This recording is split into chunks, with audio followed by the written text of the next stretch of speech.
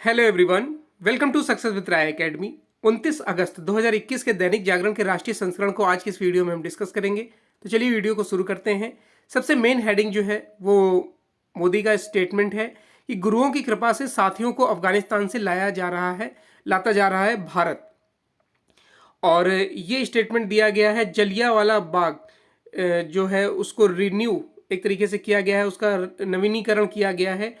उसके मौके वर्चुअल जो उद्घाटन किया गया उसके मौके पर प्रधानमंत्री मोदी ने यह बात बोली है। प्रधानमंत्री नरेंद्र मोदी ने शनिवार को कहा कि गुरुओं की दी गई मानवता की सीख पर चलते हुए भारत संकट के समय पूरे सामर्थ्य के साथ दुनिया के हर देश की मदद के लिए खड़ा हो जाता है। गुरुवाणी हमें सिखाती है कि सुख दूसरों की सेवा करने से ही मिलता है। यह बातें प्रधानमंत्री ने जलियांवाला बाग के नवीकरण के बाद बाग में के नए स्वरूप का वर्चुअल उद्घाटन करते हुए कहा है। पंजाब में तो शायद ही ऐसा कोई गांव या ऐसी कोई गली हो जहां शौर्य या सूरवीर की गाथा ना हो।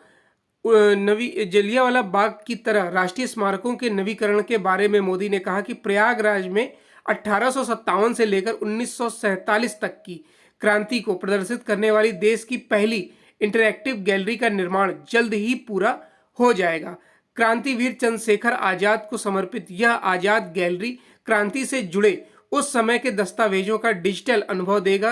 इसके साथ ही उन्होंने कोलकाता में विक्रमी भारत गैलरी आजादी में आदिवासी समाज जनजातीय समूह के त्याग का जिक्र करते हुए कहा कि देश के 9 राज्यों में आदिवासी स्वतंत्रता सेनानियों और उनके संघर्ष को दिखाने वाली योजना पर भी काम चल रहा है। नेक्स्ट न्यूज है, रेलवे स्टेशन, एयरपोर्ट व अस्पतालों में मिलेगी बैंकिंग सुविधा। देश में रिटेल बैंकिंग की पूरी तस्वीर बदलने जा रही है। जल्द ही रेलवे व मेट्रो स्टेशन, एयरपोर्ट, मॉल, बड़े अस्पताल, शैक्षणिक संस्थान और पर्यटक स्थलों पर सभी प्रकार की रिटेल बैंकिंग सुविधाएं उपलब्ध होंगी। इन जगहों पर ही उपभोक्ता तुरंत लोन ले सकेंगे। बैंकिंग से जुड़े अन्य उत्पाद की जानकारी से लेकर उनकी खरीदारी तक इन जगहों पर संभव हो सकेगी। वहीं बैंकिंग में तकनीक के इस्तेमाल से बड़े फ्रॉड को रोकने की तैयारी भी कर ली गई है। बैंकिंग क्षेत्र में होने वाले इस व्यापक बदलाव को लागू करने की जिम्मेदारी आईबीए यानी कि इंडियन बैंक्स एसोसिएशन को दी गई है। इस दिशा में काम शुरू हो गया है।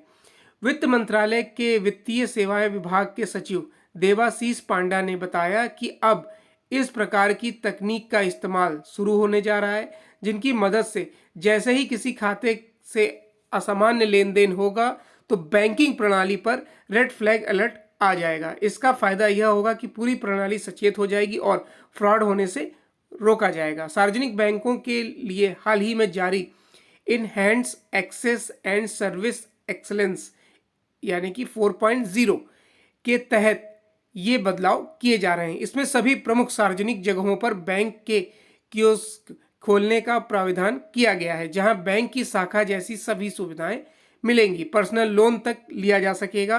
4.0 में तकनीक और आर्टिफिशियल इंटेलिजेंस यानी कि एआई के इस्तेमाल पर काफ़ी जोर दिया गया है। इसमें बैंकों के पास अपने ग्राहकों के खर्च करने की आदत से लेकर उनकी कमाई, उनका आयकर व जीएसटी रिटर्न जैसी तमाम जानकारियां होंगी, जिनकी मदद से कारोबारियों को बैंक पहले ही सूचित कर देगा कि वह किस राशि का तक किस ओवरड्राफ्ट ले सकते हैं। ओवरड्राफ्ट आपको पता होगा कि जैसे मान लीजिए आपका अकाउंट है, तो जितने भी पैसे हैं आपके अकाउंट में आप उससे ज़्यादा निकासी कर सकते हैं या लोन ले सकते हैं। इसी सुविधा को ओवरड्राफ्ट बोला जाता है।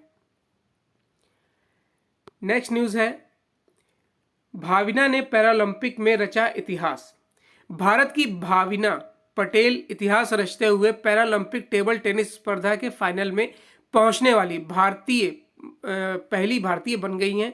उन्होंने चीन की मियाओ झांग को क्लास 4 वर्ग के कड़े मुकाबले में 3-2 से हराया। इसके साथ ही यह तय हो गया कि वह कम से कम रजत पदक अपने नाम करेंगी। यह पहला मौका होगा जब पैरालंपिक में कोई भारतीय टेबल टेनिस में पदक जीतेगा। नेक्स्ट न्यूज पर आते हैं। पद्म अवार्ड के लिए केंद्र को भेजे जाएंगे 3 डॉक्टरों के नाम। दिल्ली सरकार पद्म अवार्ड के लिए 3 डॉक्टरों के नाम केंद्र के पास भेजेगी। इन डॉक्टरों का चयन सरकार द्वारा मांगे गए सुझावों के आधार पर किया गया है। सरकार के पास 9,427 सुझाव आए थे, जिनमें से 740 लोगों के नाम सुझाए गए। इस पर सरकार द्वारा बनाई गई उच्च स्तरीय समिति ने चयन कर 3 नाम सुझाए हैं।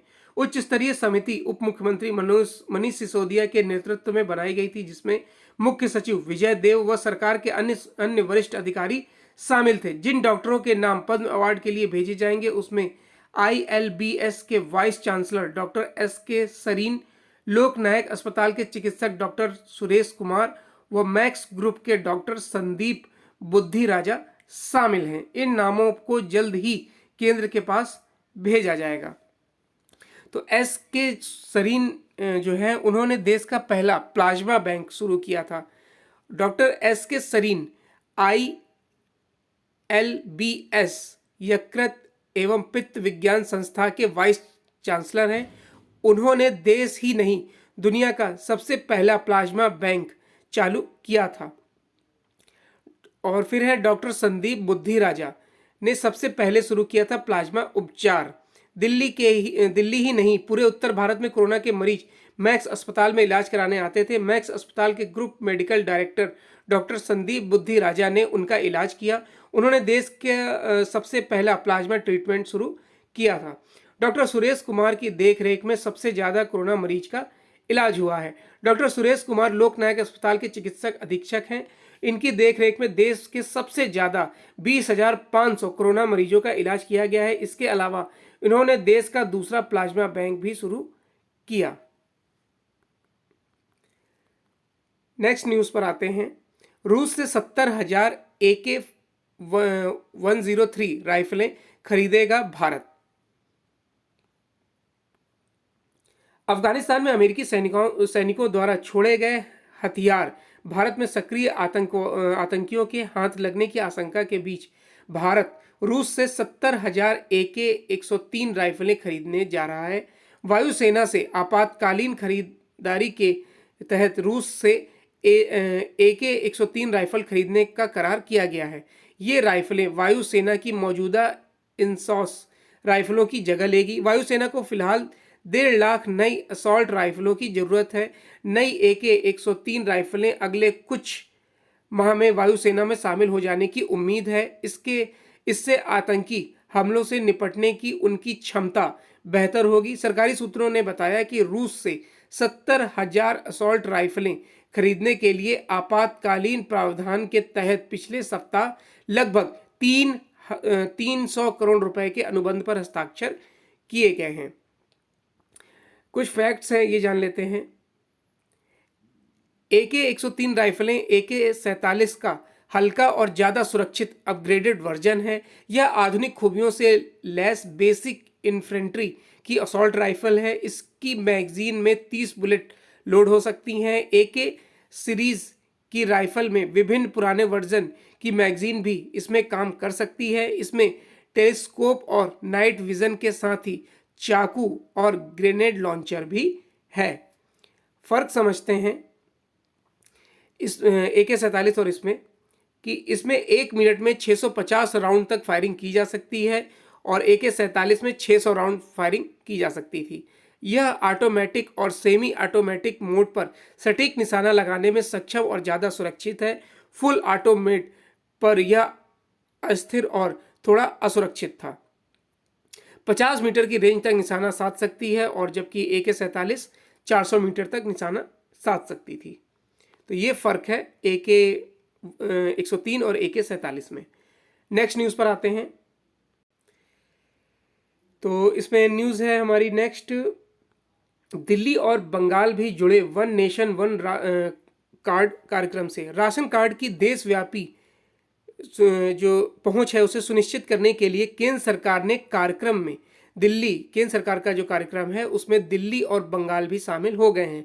असम और छत्तीसगढ़ भी कुछ माह में इस कार्यक्रम में शामिल हो जाएंगे। यह जानकारी शनिवार को केंद्रीय खाद्य मंत्रालय ने दी है। इस प्रकार से भारत सरकार की वन नेशन वन कार्ड कार्यक्रम में अब 34 राज्य और केंद्र शासित प्रदेश शामिल हो चुके हैं। राज्य की जन वितरण प्रणाली से लाभान्वित होने वाले 75 करोड़ लोग अब इस योजना के दायरे में आ चुके हैं। दिल्ली इस कार्यक्रम से जुलाई में जुड़ा, जबकि बंगाल अगस्त में शामिल हुआ है।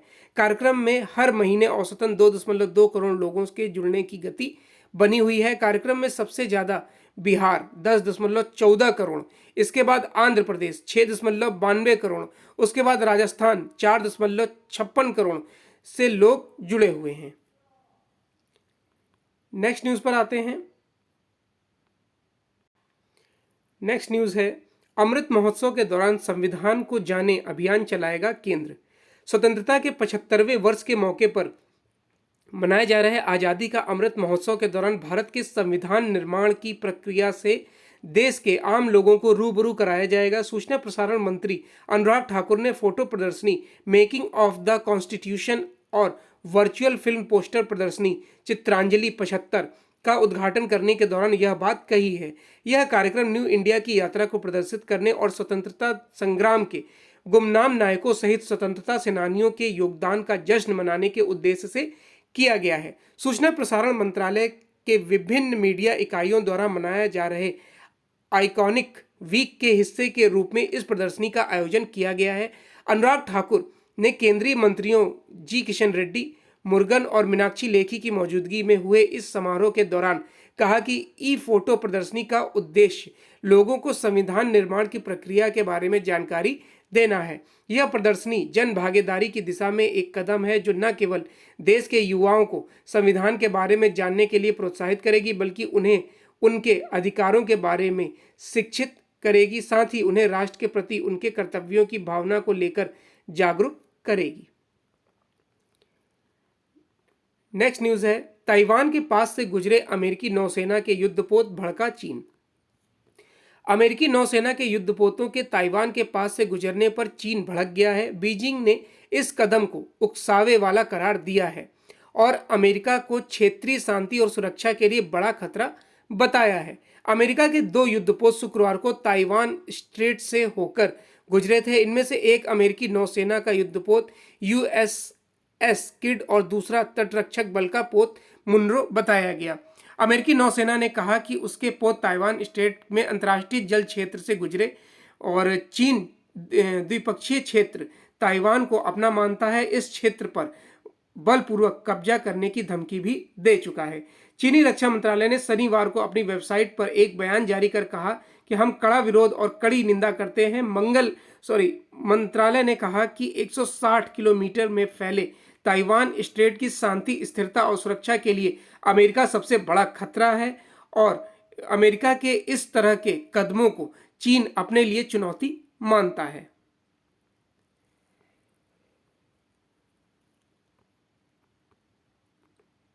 नेक्स्ट न्यूज है कि बाइडेन राज में पहली बार चीन अमेरिका के बीच सैन्य स्तर पर शुरू हुई वार्ता। अफगानिस्तान में तेजी से बदल रहे घटनाक्रम को लेकर दुनिया के ताकतवर देश भी चिंतित हैं। बाइडेन प्रशासन के आने के बाद पहली बार अमेरिका और चीन के बीच सैन्य स्तर की वार्ता हुई। मीडिया रिपोर्ट के अनुसार इस वार्ता के केंद्र में अफगान समस्या ही बनी रही। सैन्य स्तर की वार्ता में पीपुल्स लिबरेशन आर्मी ऑफिस के deputy director major general Huang Xingping और उनके अमेरिकी समकक्ष माइकल चेस के नेतृत्व में ये मीटिंग हुई है। साउथ चाइना मॉर्निंग पोस्ट ने चीनी अधिकारी के हवाले से दी जानकारी या रिपोर्ट में कहा है कि अफगानिस्तान समस्या वर्तमान में सबसे अहम है और इस पर विचार से वार्ता की गई है। उक्त अधिकारी ने यह भी कहा कि अलास्का वार्ता के दौरान विदेश मंत्री वांग यी ने अपने अमेरिकी समकक्ष से अफगानिस्तान मुद्दे पर वार्ता की थी, लेकिन उन्होंने इस मुद्दे को नज़रअंदाज कर दिया था। चीन अमेरिका के बीच अलास्का में बाइडेन राज में पहली उच्च स्तरीय वार्ता हुई थी। इसमें अमेरिका के विदेश मंत्री एंटनी ब्लिंकन के साथ राष्ट्रीय सुरक्षा सलाहकार JK सुलिवन ने भी भाग लिया था। नेक्स्ट है एडिटोरियल पेज और पहला आर्टिकल लिखा गया है संजय गुप्त, जो कि दैनिक जागरण के चीफ एडिटर हैं। चिंतित करने वाला गठजोड़। अब ये गठजोड़ छत्तीसगढ़ वाला जो गठजोड़ है, इन सब पर आर्टिकल लिखा गया है। छत्तीसगढ़ के निलंबित अतिरिक्त पुलिस महानिदेशक गुरजिंदर पाल सिंह के खिलाफ राजद्रोह और आय से अधिक संपत्ति के मामले को लेकर सुप्रीम कोर्ट की टिप्पणी ने राज्यों में पुलिस और प्रशासन तंत्र के अपने फायदे के लिए दुरुपयोग के सच को नए सिरे से सामने ला दिया है। अपने खिलाफ दर्ज मामले में गिरफ्तारी से राहत पाने के लिए जीपी सिंह सुप्रीम कोर्ट गए। उन्हें राहत मिली भी, लेकिन इस प्रकरण ने शासन प्रशासन के कामकाज को लेकर उनके गंभीर सवाल खड़े कर दिए। राजनेताओं के पुलिस और प्रशासनिक तंत्र के साथ गठजोड़ की समस्या नई नहीं है, लेकिन जो हैरानी की बात है यह है कि समस्या दूर होने के बजाय और गंभीर होती जा रही है। राज्य सरकारें पुलिस और प्रशासनिक अफसरों का अपने पक्ष में इस्तेमाल करने के मामले में एक दूसरे से होड़ करती नजर आ रही हैं। लोकतंत्र के लिहाज से भारत दुनिया के लिए एक मिसाल की तरह है। बड़ी आबादी के साथ अपने देश में क्षेत्रीय आकांक्षाएं भी हैं। राज्यों में सक्रिय राजनीतिक दल इन्हीं आकांक्षाओं के आधार पर अपनी सियासत करते हैं। वे अपनी राजनीतिक फायदे के लिए पुलिस और प्रशासन तंत्र के मनमाने इस्तेमाल को अपना अधिकार समझते हैं। संविधान में जो व्यवस्थाएं की गई हैं वे पुलिस व प्रशासनिक अधिकारियों को अहम जिम्मेदारी देती है। उनसे यह अपेक्षा की जाती है कि वे निष्पक्ष होकर अपने कर्तव्यों का निर्वहन करेंगे और किसी राजनीतिक या सामाजिक दबाव में नहीं आएंगे। राज्यों के साथ केंद्रीय स्तर पर भी सरकारों द्वारा अधिकारियों के अपने फायदे के लिए इस्तेमाल के दर्जनों प्रसंग हैं। राज्य सरकारें तो इस काम में इसलिए भी आगे रहती हैं क्योंकि वे पुलिस पर अपना नियंत्रण कम नहीं होने देना चाहती हैं। पुलिस और प्रशासनिक तंत्र के मनमाने इस्तेमाल को लेकर समस्या इसलिए और अधिक गंभीर हो गई है क्योंकि खुद पुलिस और प्रशासनिक अफसर ना तो अपनी छवि को लेकर गंभीर हैं और ना इसे रोकने के इच्छुक दिखते हैं। राजनेताओं और पुलिस प्रशासन का यह गठजोड़ आम आदमी को निराश करने के साथ ही उसका भरोसा तोड़ने वाला है। लोगों का विश्वास इसलिए कम होता जा रहा है क्योंकि उन्हें लगता है कि पुलिस राजनीतिक एजेंडे के तहत कार्य करती है। हालांकि और इस आर्टिकल में ऐसा कुछ नहीं था जिसे हम डिस्कस करें। अफवाहों का आनंद लोग, देखिए ये हास्य व्यंग आर्टिकल है, इसे डिस्कस नहीं करेंगे। सतर्क रहने का समय, ये त्योहारी सीजन है और इसमें जो भीड़ हो रही है मार्केट में उसमें तीसरी लहर आने की उम्मीद जताई जा रही है, उस पर लिखा गया है आर्टिकल। ऐसा कुछ इसमें खास नहीं है जिसे हम डिस्कस करें। नेक्स्ट पेज पर आते हैं और वो है बिजनेस पेज। बिजनेस पेज में जो पहली न्यूज़ है वो है जन धन योजना लाई विकास गति में क्रांतिकारी बदलाव।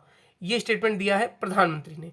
प्रधानमंत्री नरेंद्र मोदी ने प्रधानमंत्री जन धन योजना के 7 वर्ष पूरे होने के अवसर पर इसे देश की विकास गति में क्रांतिकारी बदलाव लाने वाली योजना करार दिया है। उन्होंने शनिवार को कहा कि इस पहल ने देश की विकास गति को हमेशा के लिए बदल दिया। इस योजना ने असंख्य भारतीयों के लिए वित्तीय समावेशन, सम्मान का जीवन और सशक्तिकरण सुनिश्चित किया है।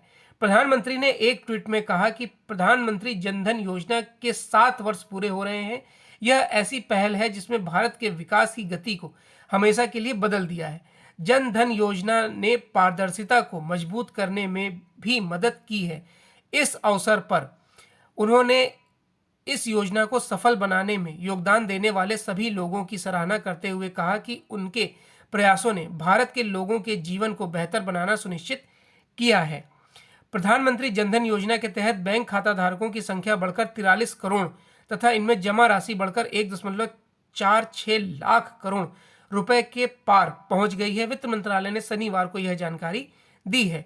वित्त मंत्रालय ने एक बयान में यह भी कहा कि अर्ध शहरी और ग्रामीण इलाकों में जनधन खाता धारकों की कुल संख्या इस वर्ष 18 अगस्त तक 43.04 करोड़ हो गई है।